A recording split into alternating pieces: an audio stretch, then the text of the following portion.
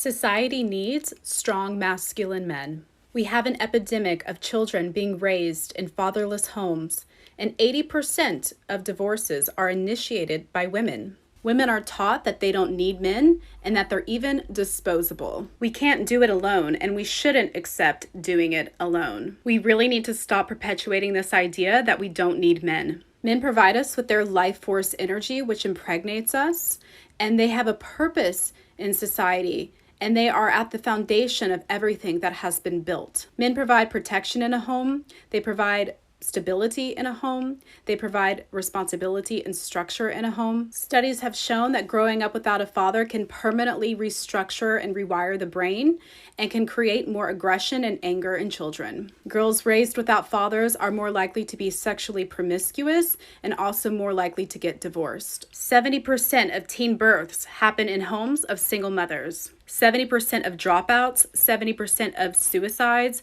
juvenile delinquents, and runaways are raised in single mother homes. Children from single family homes are 5 times more likely to commit suicide, 9 times more likely to drop out of school, 10 times more likely to suffer from substance abuse, 14 times more likely to commit rape, and 20% times more likely to end up in prison.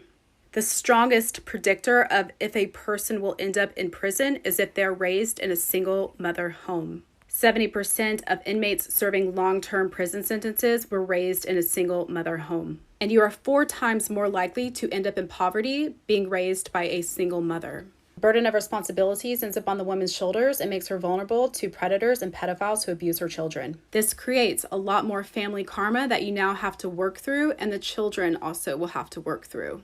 Men are starting to see that the odds are stacked against them with how many women initiate divorce and are not committing anymore. Because women aren't in the home full time, they have to work to take care of the family. The children are left to their own devices and are being indoctrinated by government schools, and they're being taught in kindergarten about sex and changing their genders. There has even been countless of times where people have discovered in school libraries pornography in books for children and teenagers. A more promiscuous society creates an over-sexualization of women. This creates a very promiscuous society and an extremely high abortion rate.